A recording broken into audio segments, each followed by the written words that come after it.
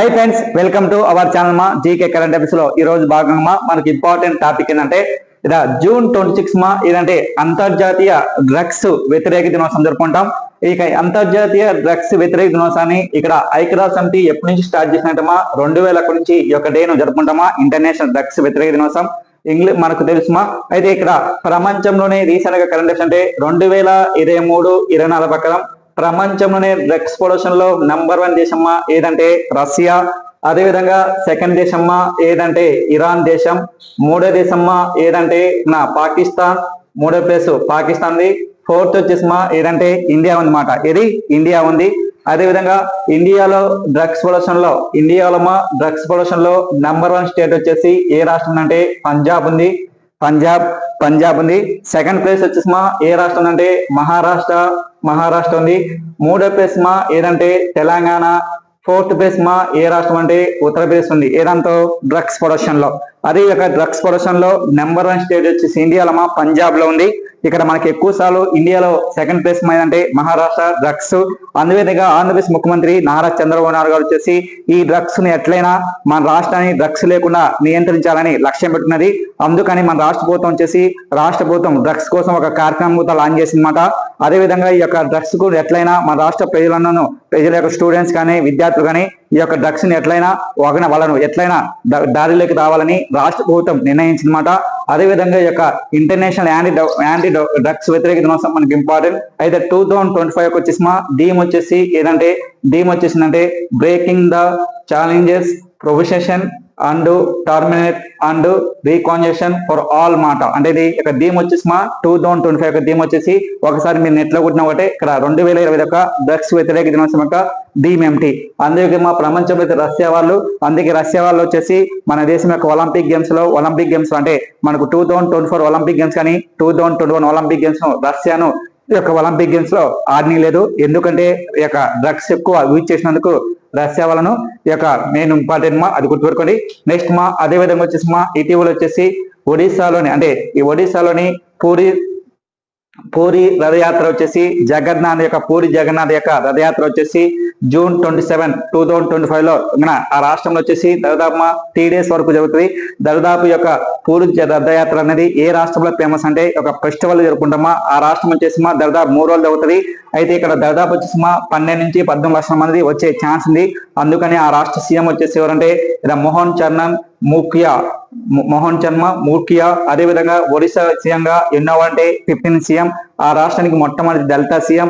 ఏ party అంటే BJP పార్టీకి చెందిన పర్సన్. అయితే ఫస్ట్ ఎమ్మెల్యేగా ఎన్నికైండు, మళ్ళా సీఎం గా ఎన్నికైన ప్రముఖ పర్సన్ అంటే ఇది ఒడిశా సీఎం.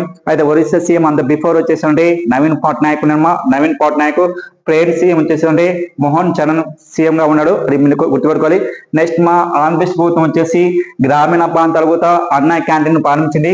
అన్నా క్యాంటీన్ వచ్చేసి ఆమోదించింది. ఏది అన్నా క్యాంటీన్ ఓన్లీ వచ్చేసి మా అన్నా క్యాంటీన్ వచ్చేసి పట్టణాలలో ఓన్లీ జిల్లాలో మాత్రమే ఓన్లీ ఈ యొక్క అన్నా క్యాంటీన్ ఉన్నది. కానీ పెయింట్ వచ్చేసి ఆంధ్రప్రదేశ్ ముఖ్యమంత్రి నారా చంద్రబాబు నాయుడు వచ్చేసి ఏం పెట్టంటే మన గ్రామీణ ప్రాంతాలు కూడా మండలంలో పాటు గ్రామీణ ప్రాంతాలు కూడా అన్నా క్యాంటీన్ ప్రారంభించాలని లక్ష్యం పెట్టుకున్నది. అయితే పెయింట్ ఆంధ్రప్రదేశ్ లో వచ్చేసి 7 క్యాంటీన్ ప్రారంభించాలని లక్ష్యం పెట్టుకున్నది. దీనికోసం 4 కోట్ల వరకు దీనికి కేటాయించింది. ఏ క్యాంటీన్ అన్నా క్యాంటీన్. అయితే అన్నా క్యాంటీన్ వచ్చేసి ఎన్టీఆర్ అన్నా క్యాంటీన్ వచ్చేసి ఫస్ట్ ప్రభుత్వం అధికారం వచ్చిన తర్వాత అంటే మన తెలుగుదేశము అధికారం వచ్చిన తర్వాత ఫస్ట్ టైం 2014లో వచ్చేసి ఈ యొక్క అన్నా క్యాంటీన్ వచ్చేసి 2018 సెప్టెంబర్ 11 అన్నా క్యాంటీన్ ప్రారంభించింది. మళ్ళీ వచ్చేసి వైఎస్ఆర్ పార్టీ వచ్చేసి ఈ అన్నా క్యాంటీన్ క్లోజ్ చేసింది అనమాట. మళ్ళా రెండోసారి ఆంధ్రప్రదేశ్ ముఖ్యమంత్రి నారా చంద్రబాబు సీఎం తర్వాత 2024 వచ్చేసి ఆగస్టు 10 మొట్టమొదటిగా అన్నా క్యాంటీన్ వచ్చేసి 100 అన్నా క్యాంటీన్లు ప్రారంభించింది అనమాట. 100 క్యాంటీన్లు ప్రారంభించింది. ఇప్పుడు మండలాల పాటు వచ్చేసి జిల్లాల కూడా లాంచ్ చేయాలని లక్ష్యం పెట్టి ఫస్ట్ అయితే ఏంటంటే 100 క్యాంటీన్లు ప్రారంభించింది. అయితే ఇక్కడ మొత్తం వచ్చేసి 3 పూట్ల వచ్చేసి మధ్యాహ్నం భోజనం, 3 పూట్ల ఉదయం వచ్చేసి టిఫను, మధ్యాహ్నం వచ్చేసి భోజనం, ఈవినింగ్ భోజనం 3 పూట్ల కేవలం వచ్చేసి 5 రూపీస్ మాత్రమే అన్నా క్యాంటీన్ లాంచ్ అనమాట. ఎందుకంటే కేవలం పేదవాళ్ళ కోసం మాత్రమే ఈ యొక్క అన్నా క్యాంటీన్ లాంచ్ అనమాట. ఎందుకంటే ఎంతో మంది యొక్క అన్నా క్యాంటీన్లు గ్రామీణ ప్రాంతాల్లో వచ్చే వాళ్ళకు పని వాళ్ళ క్రౌడ్లోకి వచ్చే వాళ్ళ కోసం, సపోజ్ ఎగ్జాంపుల్ కడప ఉంది, కడపలో వచ్చేసి ఇక మెయిన్ సర్కిల్లో వచ్చేసి ఈ యొక్క అన్నా క్యాంటీన్లు బాగా ప్రారంభించారు. ఎందుకంటే పేదవాళ్ళ కోసమా ఈ యొక్క అన్నా క్యాంటీన్ లాంచ్ చేసినమాట. మెయిన్ వచ్చేసి ఇక్కడ కూలీ పని చేసే వాళ్ళకు రోజుకు వచ్చేసి వాళ్ళకు 400 రూపీస్ కానీ 500 రూపాయలు కానీ ఇస్తే వాళ్ళకు అదే బయట తినాలంటే రోజుకు వచ్చేసి 100 రూపాయలు 200 అయితే డబ్బులు అంతా మిగులుతుంది. అదే అన్నా క్యాంటీన్ అయితే కేవలం వచ్చేసి 5 రూపీస్ మాత్రమే ఈ యొక్క అన్నా క్యాంటీన్ లాంచ్ చేసినమాట. ఇది మంచి స్కీమ్ మాట. ఏ స్కీమ్ అంటే అన్నా క్యాంటీన్ కేవలం 5 రూపాయలకు మాత్రమే భోజనం అందిస్తున్నమాట. ఎంతో మంది పేదవాళ్ళ కోసమా రోజుకు వచ్చేసి నాకు తెలిసిన వరకు రోజుకు వచ్చేసి న్యూస్ పేపర్ కొన్నది 6 లక్షల నుంచి 7 లక్షల మంది 7 లక్షల మైన అన్నా క్యాంటీన్ లో భోజనం చేస్తున్నట్ట. 3 పూట్ల 6 లక్షల నుంచి 7 లక్షల మంది మైన అన్నా క్యాంటీన్ భోజనం చేస్తాని మనకి ఇటీవల సర్వే చేశారనమాట. అది గుర్తుపెట్టుకోవాలి సార్. కానీ అన్నా క్యాంటీన్ వచ్చేసి ఇప్పుడు గ్రామీణ ప్రాంతాలు కూడా పెట్టారు. అదేవిధంగా ఇక్కడ మనకి ఏంటంటే మన తమిళనాడు పోతుంది, అదే అప్పుడు వచ్చేసి ఏంటంటే జయలలిత అమ్మాయి క్యాంటీన్.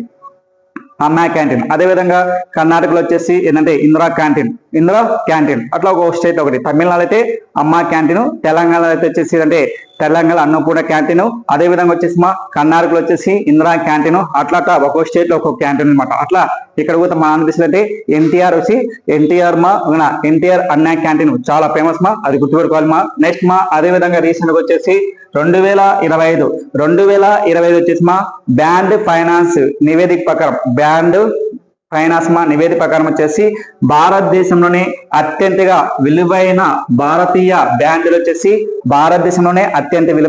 భారతీయ బ్యాండ్లు వచ్చేసి ఇలా ఫస్ట్ అంటే టాటా గ్రూప్ ఒకటి, సెకండ్ వచ్చేసి ఏంటంటే ఇన్ఫోసిస్, 3 వచ్చేసి ఏంటంటే హెచ్డిఎఫ్సి, 4 వచ్చేసి అంటే ఎల్ఐసి, 5 వచ్చేసి అంటే రిలయన్స్ ఇండస్ట్రీ, 6 వచ్చేసి అంటే ఎస్బిఐ, 7 వచ్చేసి అంటే హెచ్సిఎల్, 8 వచ్చేసి అంటే ఎయిర్టెల్, 9 వచ్చేసి అంటే ఎల్ఎన్టీ, 10 వచ్చేసి ఏంటంటే మహేంద్ర గ్రూప్. ఇస్రో మాజీ చైర్మన్ ఎస్ సోమనాథ్ అనే వ్యక్తి దేనికి ఎన్నికైందంటే ఇటీవల వచ్చేసి ఏదానికి అంటే ఏరోస్పేస్ సలహాదారుగా ఎన్నికాడు. మన ఇండియాకు ఏరోస్పేస్ సలహాదారు ఎన్నికాడు అంటే ఇస్రో చైర్మన్. అయితే ఇక ఇస్రో చైర్మన్ అంతకుముందు మన ఇండియాకు ఇస్రో మాజీ చైర్మన్ గా పనిచేశాడు. ఈయన 2021 నుంచి 2024 వరకు పనిచేశాడు అనమాట. ఆ తర్వాత వచ్చేసి ఇస్రో చైర్మన్ గా వచ్చినట్టే ఇది ప్రముఖ పర్సన్ వి నారాయణ వచ్చారు. వి నారాయణ వచ్చేసి ఎన్నోవాడంటే 12%. ఎప్పుడంటే 2025 జనవరి 12న ఇస్రో చైర్మన్ గా కొత్తగా ఎన్నికాడు. అంటే వి నారాయణ. ఈయన ఎంతకాలం ఉంటాడంటే 3 సంవత్సరాలు ఉంటాడనమాట, 10 కాలం.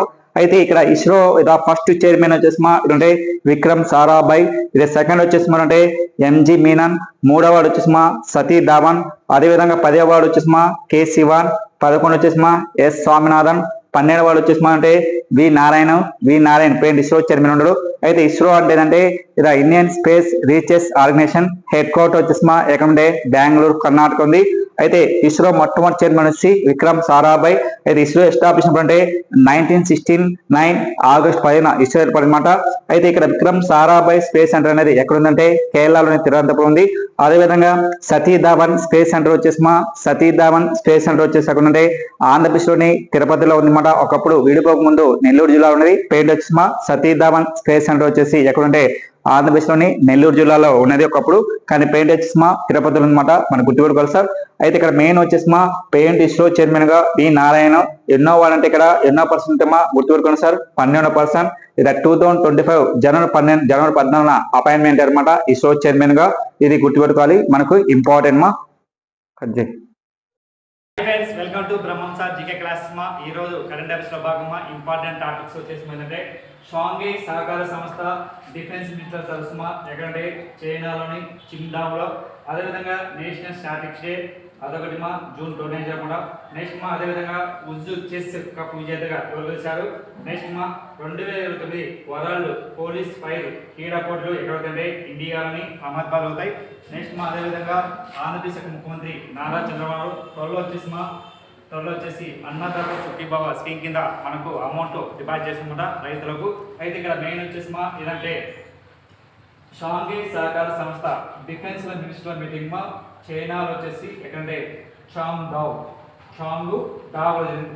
డావ్లో ఎప్పుడంటే ఇది జూన్ 26, 7 28న 2 days వరకు ఈ యొక్క సమావేశం అనమాట. ఏంటంటే ఈ యొక్క డిఫెన్స్ మినిస్టర్ మీటింగ్ ఏంటంటే చైనాలోని చాంగ్డావులో. అయితే ఈ సమావేశానికి ఎవరు పాల్గొనంటే ఇండియా నుంచి రాజ్నాథ్ సింగ్ చూడండి, రాజ్నాథ్ సింగ్ ఈ యొక్క సమావేశానికి పాల్గొనడం అనమాట. అదేవిధంగా S-400 షిప్ని గురించి S-400 షిప్ గురించి మన ఇండియా డిఫెన్స్ మినిస్టర్ వచ్చి రాజ్నాథ్ సింగ్ ఈ సమావేశంలో ఈ యొక్క ప్రసంగించారు మెయిన్. అదేవిధంగా పాకిస్తాన్ పైన దాడితో S-400 షిప్ని చాలా ఇక్కడ శక్తివంతమైనదని ఇటీవల పేర్కొంది అనమాట. అదేవిధంగా ఈ యొక్క SCOలు వచ్చేసి మొత్తం దేశాలు వచ్చేసి SCO ఎస్టాబ్లిష్ అంటే 2001లో ఎస్టాబ్లిష్ చేశారు. SCOలో టోటల్ నెంబర్ ఆఫ్ కంట్రీస్ ఎన్నంటే మొత్తం వచ్చేసి 10 దేశాలు ఉంటాయి. SCOలో 10 దేశాలు. అదేవిధంగా SCO హెడ్ క్వార్టర్ వచ్చేసి ఎక్కడంటే SCO హెడ్ క్వార్టర్ వచ్చేసి చైనాలో వచ్చేసి ఎక్కడంటే బీజింగ్, చైనాలో కూడా బీజింగ్ ఉంది. అయితే SCOలో కొత్తగా ఏ దేశం జాయిన్ అయిందంటే SCOలో కొత్తగా ఏ దేశం అంటే బెలారస్. ఇది బెలారస్ జాయిన్ అయింది కొత్తగా, న్యూ కంట్రీ జాయినింగ్ 2004లో 2004లో కొత్తగా జరిగింది SCOలో.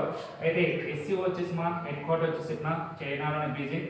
SCO ఫస్ట్ మీటింగ్ వచ్చేసి 2001 కంటే చైనాలో కంటే షాంఘైలో అనమాట మెయిన్ మీటింగ్ షాంఘైలో. అదేవిధంగా కరెంట్ అఫైర్స్ అంటే 2024 వచ్చేసి 24 మీటింగ్ కంటే కజకిస్తాన్ కంటే అస్తానాలో ఈ యొక్క మీటింగ్ ఉంది.